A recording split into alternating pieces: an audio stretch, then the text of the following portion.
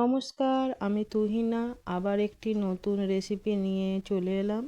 আজ আমি আপনাদের সঙ্গে শেয়ার করব মাছের ডিম দিয়ে আমের চাটনি। চলুন, একটা সিম্পল রেসিপি কিন্তু খুবই সুন্দর খেতে লাগে। চলুন রান্নাটা স্টার্ট করি। এখানে কড়াই গরম করতে দিয়ে দিলাম। এখানে আমি একটা বাটি নিয়েছি, তাতে আমি কিছুটা মাছের ডিম দিলাম। এবার হাফ চামচ হলুদ গুঁড়ো, 1 চামচ লবণ,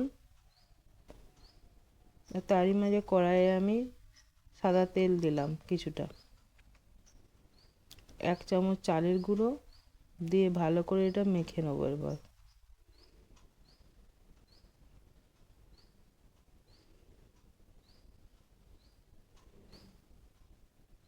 দেখুন, গ্যাসের ফ্লেমটা কিন্তু মিডিয়াম থেকে কমে রাখবেন, নাহলে মাছের ডিমগুলো ফুটতে পারে।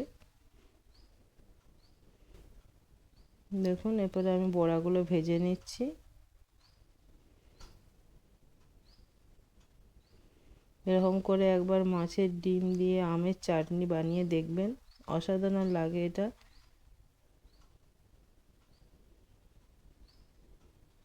আর এটাও আমার মায়ের রেসিপি, মা এরকম করে আমাদেরকে বানিয়ে দিত।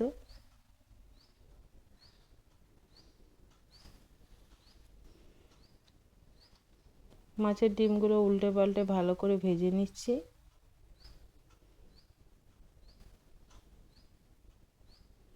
আর একটা মাছের ডিমে কাঁচা থাকবে না।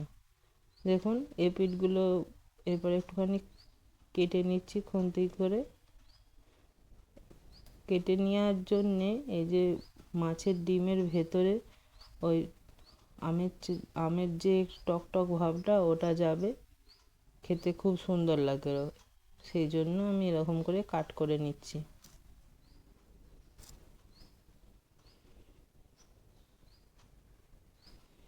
আপনারা করলে সেম প্রসেসে করবেন, তাহলে দেখবেন খুবই সুন্দর হবে।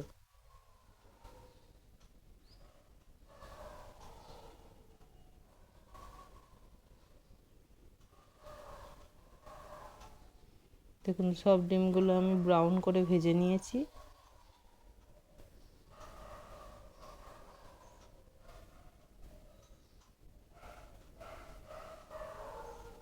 এতে আরেকটু আমি সাদা তেল নয় সর্ষের তেল দিলাম। এখানে 2 চামচ সর্ষের তেল দিয়েছি। এরপরে একটা লঙ্কাকে আমি ছোট ছোট খাদি করে দিচ্ছি, শুকনো লঙ্কা। আপনারা চাইলে কাঁচা লঙ্কা দিয়েও করতে পারেন।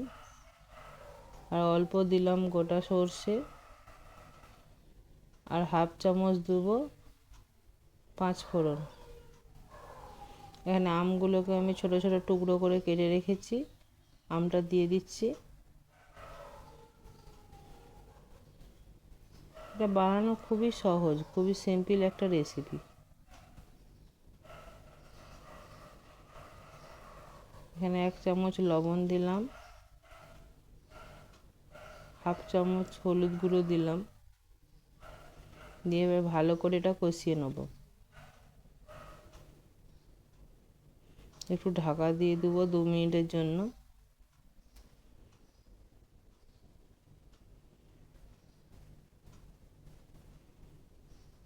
দেখুন, ভালোভাবে কষানো হয়ে গেছে।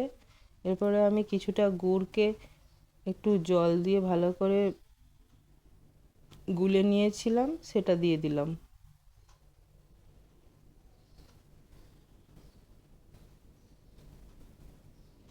ওই এখানে 2 চামচের মতো গুড় দিয়েছি, বড় চামচের। টেবিল চামচ নয়, একটু বড় চামচের 2 চামচের মতো গুড় দিয়েছি। সেটাকে একটু জলে ভালো করে গুলে রেখেছিলাম। দেখুন, আমের চাটনিটা ফুটতে শুরু করেছে, মানে আমগুলো সেদ্ধ হয়ে গেছে। কষতে কষতে সেদ্ধ হয়ে যায়, তার জন্য নয়। এরপরে আমি ডিমগুলো দিয়ে দিচ্ছি।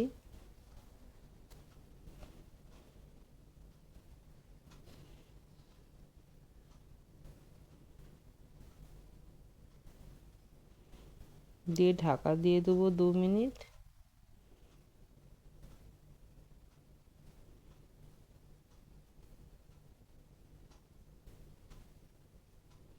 দেখুন গ্যাস বন্ধ করে দিলাম, হয়ে গেছে আমার আমের চাটনি। আপনাদেরকে একটা সার্ভিং বলে আমি তুলে দেখাচ্ছি।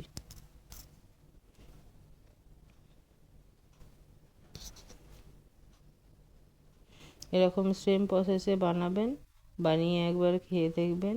আর আমার ভিডিও যদি আপনাদের ভালো লাগে অবশ্যই লাইক কমেন্ট শেয়ার করবেন।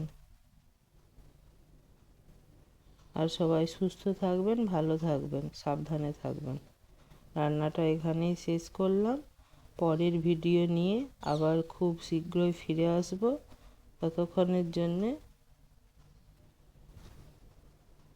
Tata bye.